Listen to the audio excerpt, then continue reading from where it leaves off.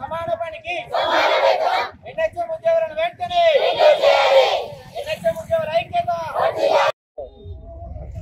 DPO HMO office of the DMHO మహబూబాద్లో ఒక డిపిఓగా ఉద్యోగం చేస్తున్నాను. అదేవిధంగా మన రాష్ట్రంలో ఉన్నటువంటి ఎన్హెచ్ఎం ఉద్యోగులు దాదాపుగా 20,000గా పైనే ఉన్నారు.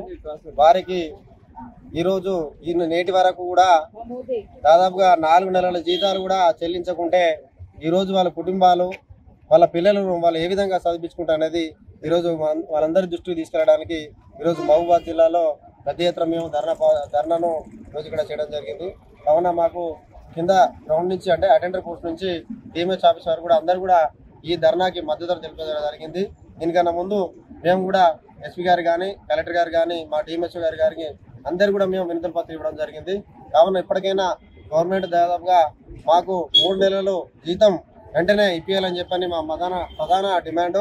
దాంతోపాటుగా మేము 24 గంటలు మేము వైద్య రంగంలో విశేష ఎనలేని క్రీతి మేము ఈరోజు వ్యక్తిగతంగా కూడా పనులు చేస్తున్నాం. కాబట్టి దయచేసి మా మీద మీరు దయ ఉంచి 3 నెలల జీతాలు వెంటనే చెల్లించాలని ఈ సందర్భంగా మీ అందరికి తెలియజేస్తున్నాను. అదేవిధంగా ఆల్ క్యాడర్స్ ఎన్హెచ్ఎం ఉన్నటువంటి ఆల్ క్యాడర్స్ ఎవరైతే ఉన్నారో వారందరూ కూడా ఇమీడియట్గా ఒక ప్రత్యేక కమిటీ వేసి ఆ కమిటీ ద్వారా అందరినీ కూడా రెగ్యులర్ చేయవలసిందిగా కోరుతున్నాము. ఇందులో ఏంటంటే మా ఆరోగ్య శాఖ నుంచి చెప్తున్నాం, ఒకటి ఎన్హెచ్ఎం ఉద్యోగులు కూడా 24 గంటలు పనిచేస్తాం. అందులో మెయిన్ ఏంటంటే ఎగ్జాంపుల్ కరోనా విషయం కూడా మీకు తెలుసు. కరోనా విషయాలలో కూడా ఎంత మేము చక్కగా చేసి ఈరోజు తెలంగాణ రాష్ట్ర వ్యాప్తంగా ఏదైతే డెత్ సమ్మర్ అయితే తగ్గించామో అదేవిధంగా కూడా లాస్ట్ మేము చేసిన ప్రోగ్రామ్ సక్సెస్ ఏదంటే పల్స్ పోలియో కూడా మేము విజయవంతంగా సక్సెస్ చేసి డోర్ టు డోర్ చేసి మేము పెద్ద ఎత్తున చేసి ఈరోజు పల్స్ పోలియోను సక్సెస్ చేసాం. కాబట్టి మీరు మాకు నెలల జీతాలు రెగ్యులర్గా ఇవ్వండి, సమాన పనికి సమాన వేతనం చెల్లించండి, మా దగ్గర నుంచి కూడా మీరు పని ఆశించండి. 100% మేము చేయడానికి సిద్ధంగా ఉన్నాం. 12 గంటలు కాదు 24 గంటలు కూడా చేయడానికి ఉన్నాం. ఈరోజు రాష్ట్ర ప్రభుత్వము రెగ్యులర్ ఉద్యోగులకు వాళ్ళకి ఈరోజు 1వ తారీఖున ఇస్తారని గ్యారంటీ ఇచ్చింది. అది అనగానే ఈ నెలలో కూడా వాళ్ళకు 1వ తారీఖు చాలు చేసింది. మేము వాళ్ళకంటే కూడా సమానంగా పని చేస్తున్నాం, వాళ్ళకంటే ఎక్కువనే మేము పని చేస్తున్నాం. మేము దేనికంటే దానికి ఈరోజు సిద్ధంగా ఉన్నాం. కాబట్టి మీరు మా మీద దయ ఉంచి ఖచ్చితంగా మా 3 నెలల జీతం ఇవ్వాల్సిందే కూర్చున్నాము. లేని ఏడులో తదుపరి మేము రాష్ట్ర టీంతో మేము ఫౌండేషన్ చేసుకొని జిల్లా వ్యాప్తంగా లేదా రాష్ట్ర వ్యాప్తంగా ఏం చేయాలనేది కూడా మేము తర్వాత నిర్ణయించుకుంటాం.